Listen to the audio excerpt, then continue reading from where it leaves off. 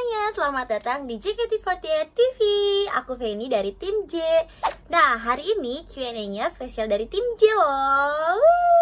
Terima kasih kalian semua sudah memberikan pertanyaan untuk kami. Kira-kira pertanyaannya seperti apa ya? Semoga gak pada susah ya. Kemarin juga aku sempat lihat komen-komennya banyak banget yang kirim pertanyaan untuk kami. Kira-kira pertanyaan siapa yang akan kami bacakan? Daripada penasaran, ayo kita lihat. Let's go!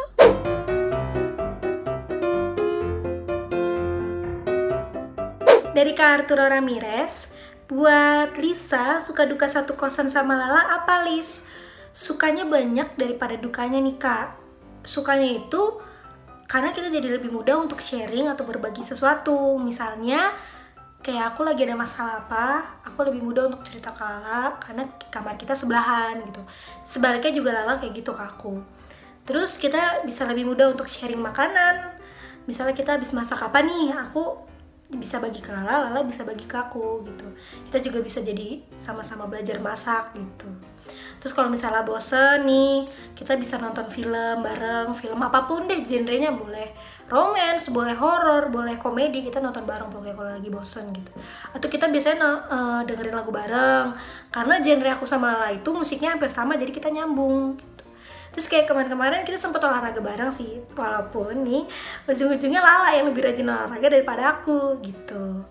Terus kalau untuk duka, aku belum nemuin sejauh ini karena selama ini aku ngerasain seneng-seneng aja karena aku punya temen dan punya tetangga di kosan yang aku kenal deket gitu. Jadi kalau misalnya bosen, kesepian, tinggal ketemu Lala aja gampang, tinggal ketok kamarnya, atau Lala tinggal ketok kamar aku gitu. Jadi lebih banyak sukanya sih daripada duka, dan aku harap tidak ada duka ya selama aku sekosan sama Lala gitu.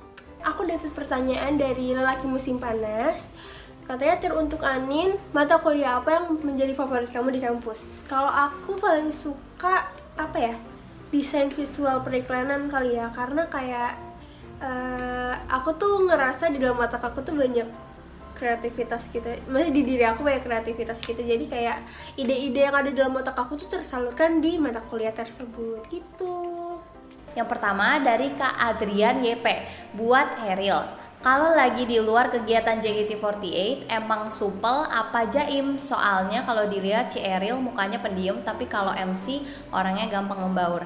Sebenarnya kalau aku sendiri sih orangnya depend ya, karena aku itu sebenarnya emang sanguin banget. Jadi kalau emang sama orang yang lebih deket, biasanya tuh bakalan kayak bisa hahaha gitu-gitu. Tapi kalau misalkan belum kenal sih, biasanya aku langsung kayak pendiam gitu sih. Cuman kalau misalkan aku udah isinya kayak udah nyaman sama suasananya, aku baru bisa kayak gitu.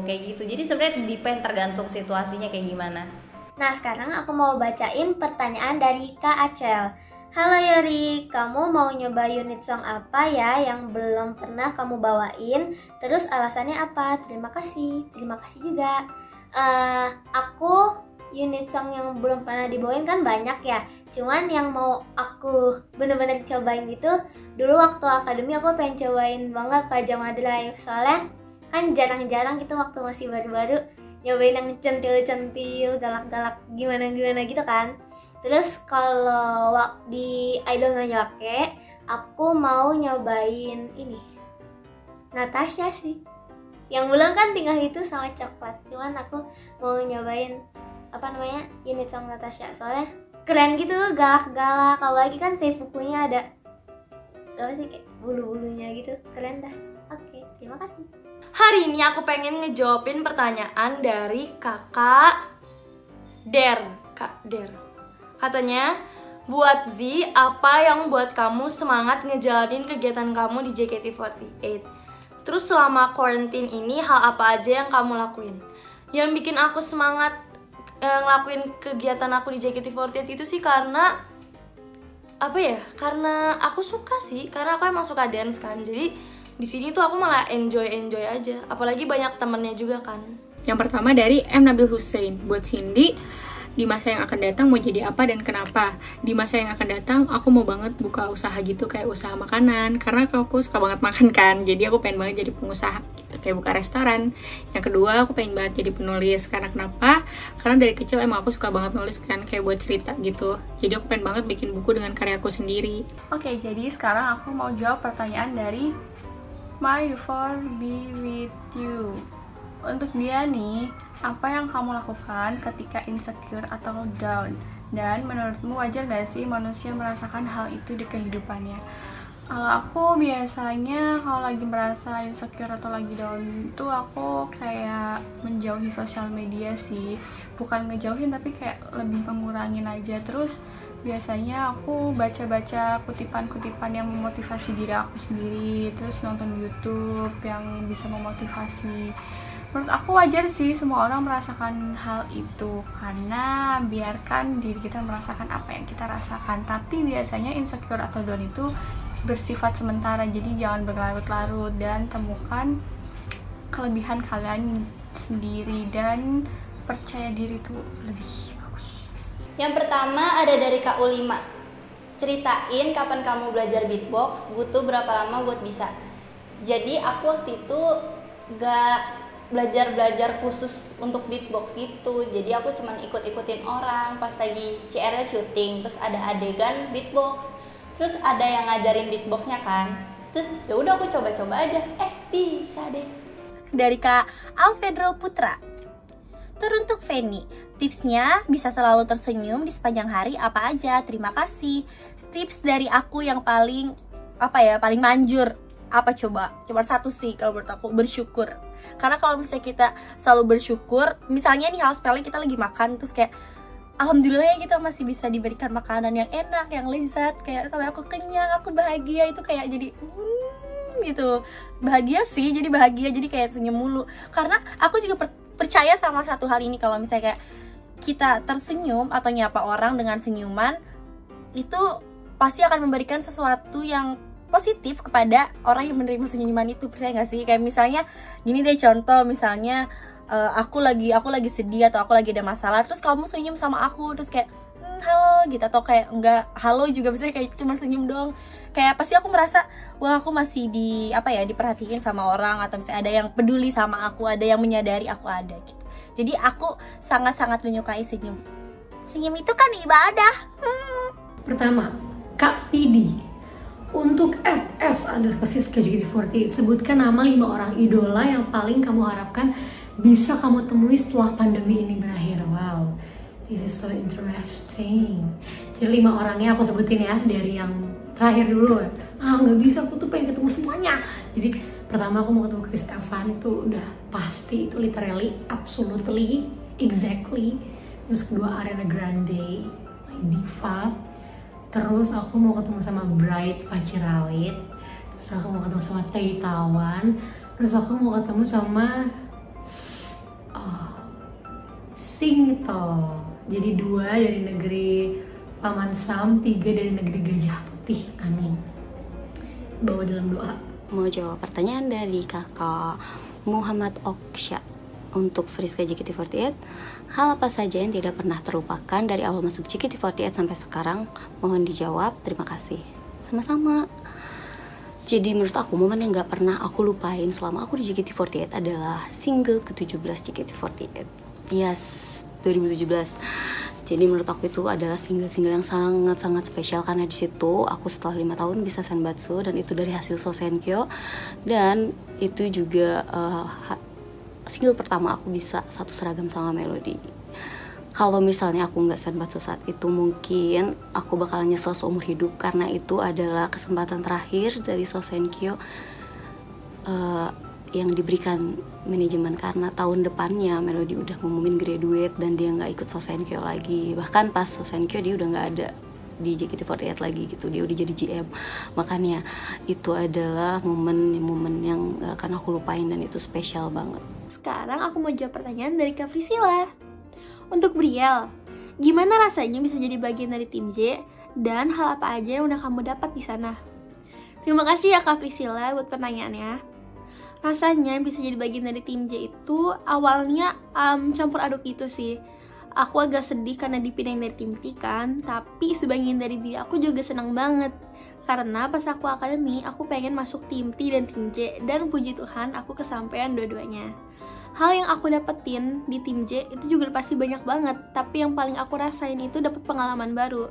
Karena menurut aku di tim T dan tim J itu merupakan rasanya itu beda gitu loh. Jadi aku harus menyesuaikan diri kan, dan dalam proses menyesuaikan diri itu aku dapat pengalaman baru. Kayak aku dapat melakukan hal yang belum pernah aku lakuin sebelumnya. Contohnya itu aku pernah belajar booking baru dalam 1 hari gitu. Aku ingin menjawab pertanyaan dari kakak Sinta, yaitu masuk kuliah jurusan psikologi itu kayak gimana sih Kak awalnya? Bolehkah diceritain? Oke, jadi pertamanya itu aku sebelum masuk kuliah ada 2 pilihan. Yang pertama jurusan sastra Inggris, yang kedua jurusan psikologi. Nah, pilihan ini cukup sulit karena aku suka dua-duanya. Yang pertama itu didukung sama papa mama, tapi yang pilihan kedua itu psikologi kayak masih agak labil karena psikologi itu mungkin kayak susah gitu kan. Terus aku juga sambil ada kegiatan di JKT48 takutnya nggak bisa ngimbangin gitu.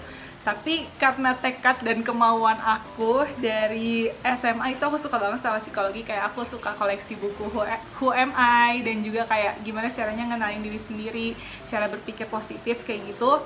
Aku suka, jadi aku memantapkan diri menjalani atau memilih jurusan psikologi. Jadi intinya itu sih, karena aku suka dan aku harus harus suka dulu gitu sama jurusannya. Jadi kayak aku ketika ngejalanin kuliah jurusan psikologinya jadi lancar dan juga terbukti gitu kan. Sekarang IPK aku masih di atas 3,5, itu membuktikan bahwa aku suka dan aku pasti bakal enjoy kalau misalnya psikologi gitu. Pertanyaan dari Kak Hildan, untuk melatih ceritain dong awal mula Meme bisa gabung ke ekskul hoki waktu masih sekolah. Jadi ceritanya waktu aku masih sekolah SMA, ekskul hoki cewek tuh udah nggak ada gitu loh, udah kayak nggak aktif. Terus habis itu kita lihat cowok-cowok main tuh kayak seru banget main hoki gitu. Habis itu aku sama teman-teman aku kayak datang ke Babe gitu, "Be, mau dong ada ekskul cewek." Babe tuh guru olahraga. Habis itu karena banyak peminatnya juga, jadi Babenya setujuin gitu loh. Pas Babe setujuin, yaudah kita latihan. Terus habis itu tiba-tiba ada pertandingan, kita kayak nekat gitu, kita ikut. Habis itu kita menang, juara 3, laki banget tuh. Habis itu udah deh kayak kita seriusin di sana gitu. Itu awal mulanya sih. Kali ini aku mau jawabin pertanyaan dari Kak MHS Charlene Pratama. Pertanyaannya itu, kasih tips dong cara bertahan hidup di rantauan, karena kebetulan aku anak rantau ya. Jadi tipsnya gimana ya? Aku tuh selalu prioritasin yang namanya penuhin dulu kebutuhan hidup baru gaya hidup. Jadi aku biasanya itu list apa-apa aja yang kebutuhan aku tiap bulan tuh ntar dibajetin, terus habis itu sisanya aku buat tabung, dan sisanya lagi itu baru dipakai buat kebutuhan kayak misalkan aku pengen beli baju atau beli apa gitu, yang kayak gitu. Jadi yang penting utamain kebutuhan hidup kalian. Semoga cara ini membantu. Yang pertama itu dari Ocin. Katanya, Nadila gimana sih caranya mengatasi insecure? Wow, sangat berat sekali ya. Dan aku juga orang yang terkadang ngalamin insecure guys. Apalagi kayak kalau soal skill gitu ya, aku tuh selalu minder banget deh. Cuman aku selalu mikir kalau misalnya apa yang aku cerminkan dalam diri aku tuh pasti itu yang orang lihat. Jadi kalau misalnya aku kelihatannya, aku ngerasa aku gak pede, pasti yang orang lihat ya aku gak pede gitu. Jadi aku gak mau terlihat seperti itu. Aku pengen aku kelihatan selalu percaya diri, aku kelihatan aku selalu nyaman sama diri aku sendiri gitu. Jadi kalian harus gitu dulu, deal with yourself dulu sebelum kalian berlomba-lomba dengan kehidupan gitu. Dan yang pasti tuh pokoknya kalau misalnya ngelakuin satu hal tuh jangan setengah-setengah, karena kita nggak mau kalah dalam penyesalan gitu. Mau kalah, mau menang, apapun hasilnya, yang penting kita tuh udah ngelakuin yang terbaik. Semangat! Oke, aku mau jawab pertanyaan dari Fabrian. Katanya, Kak, gimana kalau kita udah kerja keras tapi hasilnya nggak sesuai dengan ekspektasi kita? Dan gimana caranya memotivasi diri kita sendiri agar tetap percaya diri gitu buat semangat menjalani kehidupan ini? Oke. Kalau menurut aku ya, kalau misalnya kita udah kerja keras tapi nggak sesuai dengan ekspektasi kita, itu sama aja. Maksudnya kayak apa yang kamu inginkan tapi kamu usahanya kurang kuat, kamu nggak akan bisa gitu. Jadi kayak misalnya kamu menginginkan ada di level A, tapi kamu nggak terlalu kerja keras. Jadi kayak kerja keras kamu tuh kendor gitu loh, nggak terlalu kuat, kamu nggak bakal bisa nyampe level A itu. Atau mungkin orang lain yang udah nyampe level A tapi kamu juga berekspektasi untuk mencapai level A, dia lebih keras nih kerja kerasnya daripada kamu, dia yang nyampe gitu. Begitu. Oke, untuk motivasi ya. Motivasi itu sama aja sih, kalau motivasi itu kan dorongan ya. Kalau menurut aku dorongan sama niat tuh beda-beda tipis. Jadi kayak misalnya kamu mendengar motivasi dari orang lain gitu. Misalnya kayak kehidupan itu kayak gini, kayak gini, kayak gini. Kamu tuh harus kayak gini, kayak gini, kayak gini. Tapi kalau misalnya kamu dengerin orang itu, misalnya kamunya nggak gimana ya? Kamunya nggak ada dorongan dari dalam diri sendiri, kamu nggak bakal bisa ngelakuinnya gitu. Jadi semua dorongan itu ada dari dalam diri sendiri gitu. Kayak niatnya tuh dari dalam diri sendiri. Tapi dengerin orang juga bagus. Cuma kalau misalnya dengerin orang iya doang, tapi kayak nggak ada niatnya dari dalam diri, nggak akan bisa menurut aku kayak gitu. Dan sekarang aku mau ngejawabin pertanyaan dari Kak Saljum. Buat Amel, selama balik ke Purwokerto di sana sibuk ngapain aja, Mel? Sebenarnya kesibukan aku ini mungkin sama kayak kebanyakan orang lainnya ya, kayak nonton TV, baca buku, nonton film. Tapi sekarang aku lebih sering baca buku sama searching di internet tentang ilmu psikologi, karena kan tahun ini aku mau masuk kuliah kan. Jadi biar nggak buta-buta banget gitu, aku jadi cari tahu tentang ilmu psikologi. Dan kebetulan di rumah aku ini juga ada keponakan aku yang kecil, jadi aku punya waktu buat main-main sama dia gitu loh. Jadi aku ngerasa seneng gitu, walaupun aku di rumah bosen, tapi kalau misal udah ketemu sama anak kecil tuh pasti kayak bawaan itu happy terus. Jadi kalau misal bahasa ngapaknya nih, nyong sabendina ngomong adine gitu loh guys. Sekarang aku mau jawab pertanyaan dari Kak Yohanes Yance. Pertanyaannya, apa yang membuatmu termotivasi dalam meraih cita-cita? Jadi kebetulan cita-cita aku itu nggak cuma melibatkan aku sendiri. Jadi cita-cita aku juga melibatkan orang-orang yang aku sayang. Jadi yang bikin termotivasi itu karena aku pengen banggain dan bahagiain orang-orang tersebut. Jadi selain karena hal itu, hal yang ingin aku raih, juga karena orang-orangnya gitu. Itu sih yang bikin aku termotivasi. Jadi ada alasan lebih gitu. Di sini aku pengen jawabin pertanyaan dari Kak Rizky Cole. Pertanyaannya adalah buat Julie, apa sih hal yang paling berharga yang kamu dapatkan di JKT48? Dan untuk kedepannya, apa yang mau Julie coba? Hal yang paling berharga yang aku dapetin di JKT48 itu, aku bisa menari, aku bisa menyanyi, aku bisa lebih percaya diri, dan tentunya aku bisa ketemu kalian semua sih. Maksudnya kayak, aku dulu tuh anak yang cuma tahu sekolah, cuma tahu main, tapi sekarang tuh aku mengerti gitu, bahwa semenjak aku bergabung dengan JKT48 itu aku banyak banget belajar tentang hal gimana sih caranya berusaha gitu-gitu. Terus habis itu aku lebih percaya diri sih sekarang, meskipun dulu aku selalu dibilang anak yang percaya diri, tapi semenjak aku masuk JKT48 kepercayaan diri aku mulai meningkat gitu, lebih meningkat dan lebih meningkat lagi begitu. Dan apa yang aku pengen coba setelah ini, mungkin aku pengen coba hal-hal baru, kayak misalkan aku bisa main film sebagai member JKT48 ya, dan bisa membawa nama JKT48 di khalayak umum gitu. Jadi bukan hanya di fans JKT48 aja yang tahu JKT48, tapi di luar pun tahu JKT48 gitu. Sekarang Sally mau baca pertanyaan dari Kak Ezra Patricia Kristina Hutapea. Nah, pertanyaannya itu, kenapa suka pakai tank di ML? Tank kan melindungi tim. Keren nih Kak Selin, cewek pakai tank. Kalau Selin sih awal pakai tank itu pas terbentuknya Valkyrie ditanyain kan, kalian pakai role apa aja. Nah, habis itu pas dilihat-lihat ternyata kekurangan tank. Terus waktu itu Selin juga mainnya bukan tank kan, tapi hero yang Selin maini itu gak jago, noob gitu kan. Habis itu ya udah, katanya ya udah biar yang lain aja pakai role ini, katanya gitu. Terus ya udah Selin disuruh belajar tank kan. Selin belajar tank, lama-lama lebih bukan kesuka sih, lebih kayak terbiasa pakai tank. Padahal